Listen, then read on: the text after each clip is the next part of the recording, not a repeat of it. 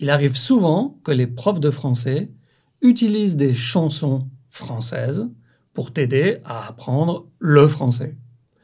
C'est une super méthode. Sauf que souvent, ils te font écouter des trucs comme ça. Alors oui, c'est bien, c'est une chanson du patrimoine culturel français. Mais est-ce que tu écoutes ça, toi ? Tu écoutes plutôt ça, hein. 5 c'est la Champions League, 9-1 c'est la Champions League. Le rap francophone marche très bien, aussi bien en France qu'à l'international. Cette phrase veut dire qu'il marche en France et à l'international. Qu'il marche ? Oui, quand on dit qu'une chanson marche ou qu'un film marche, ça veut dire qu'ils ont beaucoup de succès. Regarde les chiffres de 2023 du CNM, le Centre national de la musique. En France, on a des centres et des organismes pour tout. Regarde les chiffres du rap francophone à l'international. Je suis sûr, par exemple, que toi, tu as déjà entendu ces chansons.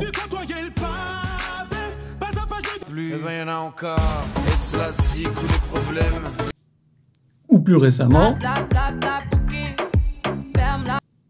cette chanson a eu presque 50 millions de streams à l'international. Oui, désolé pour ma phonétique en anglais, stream. Ok, mais alors, est-ce que tu comprends ce que tu entends quand tu écoutes du rap ? Parce que moi, je te rassure, je ne comprends pas toujours tout. Fort, là j'ai pas le time pour toi. C'est pareil fort, là tu fais trop d'efforts. C'est bail là, c'est pour les mecs. Peut-être que tu vas, avec beaucoup de délicatesse, me dire que c'est à cause de mon âge. Non, pas du tout. Ça n'a rien à voir. Une autre question, est-ce que tu vas apprendre le français en écoutant du rap ? Ok, eh ben on va voir tout ça. C'est parti mon kiki. Boomer. Et tu sais que dans le petit PDF bonus, tu vas trouver la synthèse de cette vidéo, des exercices pour t'entraîner et la correction des exercices. Le lien pour télécharger le petit PDF bonus est dans la description et c'est gratuit. On va analyser la chanson Manifeste d'Orelsan. C'est très actuel ça comme thème, hein, manifeste. Peut-être qu'en fait, manifester, peut-être que c'est un thème qui est toujours d'actualité en France. Non ? Qu'est-ce que tu en penses ? Bref, on va analyser la chanson Manifeste. Écoute le premier couplet, le premier paragraphe. Quand mon pote Mickey m'a donné rendez-vous sur Paris, il a oublié de préciser dans une putain de manif. Qu'est-ce que je fous dans une putain de manif ? Je suis pas concerné par la société, je suis un putain d'artiste. Tu as compris ? On va afficher les paroles, ça va être plus simple. Quand mon pote Mickey m'a donné rendez-vous sur Paris, il a oublié de préciser dans une putain de manif. Qu'est-ce que je fous dans une putain de manif ? Je suis pas concerné par la société, je suis un putain d'artiste. Plusieurs choses sont intéressantes pour ton apprentissage du français. D'abord, sur la phonétique, le E caduc. Ensuite, sur le vocabulaire, l'utilisation très classique des apocopes dans la langue parlée. Ne t'inquiète pas, on va expliquer tout ça. Toujours dans le vocabulaire, le langage familier. Avec le mot « putain », on avait déjà fait une vidéo entièrement dédiée à l'usage de ce mot. Tu peux trouver le lien ici. Et également le verbe « foutre ». D'abord la phonétique et le E caduc, le E qui tombe. Il est très fréquent, quand on parle, de ne pas prononcer tous les E des mots. Dans la formation sur la phonétique française, Priscilla a consacré tout un module au E caduc. Les différents types de E, pourquoi parfois on le prononce et pourquoi parfois non, et les particularités régionales avec le E caduc. Alors si tu ne l'as pas encore fait, eh bien vraiment, je te recommande de t'inscrire au cours de phonétique. Parce qu'au total, ce sont 10 heures de vidéo avec Priscilla pour que tu parles français comme un Français. Va voir dans la description, il y a le lien pour t'inscrire. Dans la chanson, Orelsan dit de préciser au lieu de préciser. De manif. Je fous au lieu de je fous. Je suis au lieu de je suis. C'est très fréquent dans la poésie, dans la chanson d'une manière générale, de faire tomber le E. Ça permet de s'arranger pour la musique.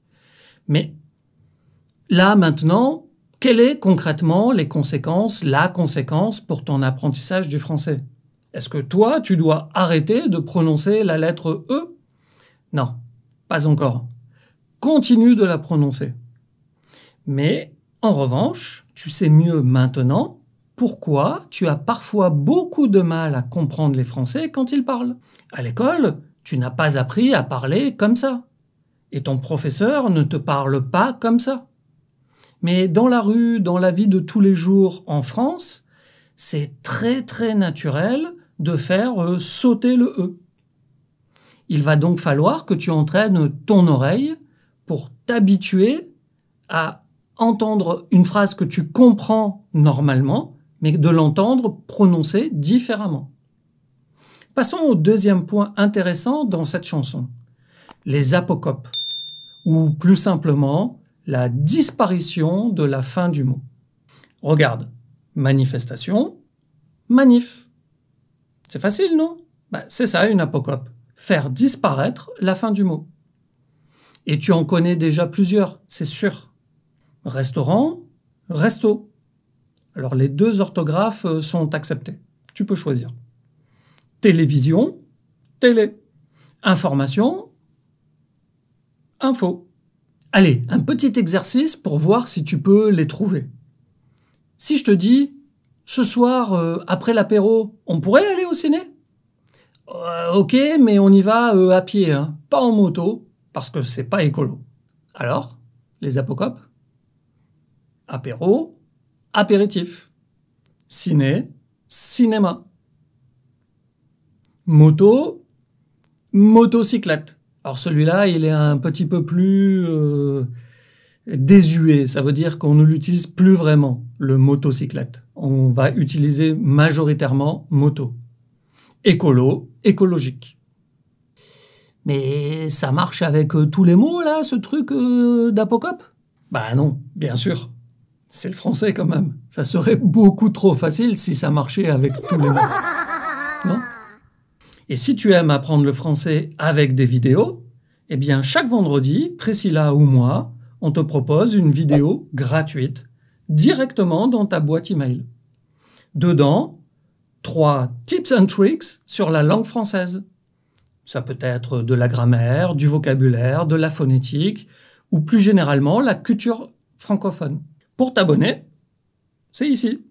Et tu trouveras également le lien directement dans la description. Finissons l'analyse du premier couplet de la chanson d'Orelsan avec le vocabulaire familier. Il y a une chose que tu apprendras parfaitement bien en écoutant du rap francophone, c'est le vocabulaire familier, voire grossier. Ça, c'est sûr et certain. Désolé, je ne veux pas faire de stéréotypes, mais c'est clair que si tu écoutes Edith Piaf, tu vas être assez tranquille côté langage familier. Alors attention, je ne dis pas que c'est indispensable d'apprendre ce genre de vocabulaire. Et sincèrement, si tu peux éviter de parler en l'utilisant, ça sera quand même toujours mieux, comme dans ta langue maternelle. Mais premièrement, il existe, et il est très utilisé, et pas seulement dans le rap, dans la vie de tous les jours. Donc si tu veux bien comprendre les Français dans la vie de tous les jours, dans la vie quotidienne, eh bien c'est important de comprendre le langage familier. En tous les cas, les expressions ou les mots qui sont les plus fréquents, ceux qui sont très souvent utilisés, même s'ils sont familiers. Et ça tombe bien parce que Orelsan vient de te montrer 2 mots du langage familier qui sont très souvent utilisés. Le mot « putain », alors je te rappelle la vidéo complète à son sujet, et le verbe « foutre ». Mais que signifie donc ce verbe « foutre », mon cher? Eh bien, c'est un synonyme du verbe « faire ». Qu'est-ce que tu fous? Ça veut dire « qu'est-ce que tu fais ?» Dans la chanson, « qu'est-ce que je fous dans une manif ?» ça veut dire « qu'est-ce que je fais dans une manif ?» Qu'est-ce que je fais là? Pourquoi je suis là? Alors du coup, comment on le conjugue? Bien, au présent, je fous, tu fous, il fout, nous foutons, vous foutez, ils foutent. Et une phrase typique que tu pourrais facilement entendre si tu prends le train ou le métro en France et qu'il y a un problème, ça va être « Mais qu'est-ce qu'ils foutent ? Qu'est-ce qu'ils foutent ?» Typique. Au futur, je foutrai, tu foutras, il foutra, nous foutrons, vous foutrez, ils foutront. On part en vacances en Bretagne ? Ok, mais on foutra quoi s'il pleut ? Et il va pleuvoir en Bretagne. Désolé les Bretons, mais c'est vrai. À l'imparfait, je foutais, tu foutais, il foutait, etc. C'est la conjugaison classique de l'imparfait. Par exemple, ils ne foutaient rien à l'école, donc ils ont raté leur examen. Parce qu'ils ne faisaient rien. Au passé composé ou tous les temps composés, eh bien avec avoir, et le participe passé, c'est foutu. J'ai foutu, tu as foutu, etc. Qu'est-ce que tu as foutu hier soir ? Bah rien, j'ai regardé un film. Au subjonctif ? Oui, au subjonctif. Ce n'est pas parce que c'est un verbe familier que tu ne vas pas le conjuguer au subjonctif. Tu dois savoir que le subjonctif s'utilise dans tous les niveaux de langue. Le niveau soutenu, évidemment, le niveau standard et également le niveau familier. Que je foute, que tu foutes, qu'il foute, que nous foutions, que vous foutiez, qu'ils foutent. Bien qu'ils ne foutent pas grand-chose, peut-être qu'ils réussiront. Voilà, aujourd'hui, tu as appris à comprendre le français, une petite part, à travers le rap. Tu as peut-être découvert de nouveaux artistes et de nouvelles chansons. Et d'ailleurs, je vais mettre dans la description les liens vers les chansons et les artistes dont on a parlé aujourd'hui. Mais surtout, tu as appris des mots et des expressions en français. Quand tu vas parler français, eh bien, utilise-les. Et n'oublie pas de télécharger le petit PDF bonus qui contient la synthèse de la vidéo, des exercices supplémentaires et leurs corrections. Tu peux le télécharger gratuitement, le lien est dans la description. Merci d'avoir regardé cette vidéo, jusque-là en tous les cas. Et n'hésite pas à liker, à commenter, ça nous fait super plaisir toujours, et même à partager la vidéo si tu as aimé. Et puis si tu veux poursuivre ton apprentissage du langage familier en français, eh bien je te recommande cette vidéo sur le verlan. Le verlan, c'est une façon de parler très populaire en français, bien évidemment familière, mais très fréquente. Va découvrir ce que c'est. C'est ici. Là, clique, clique.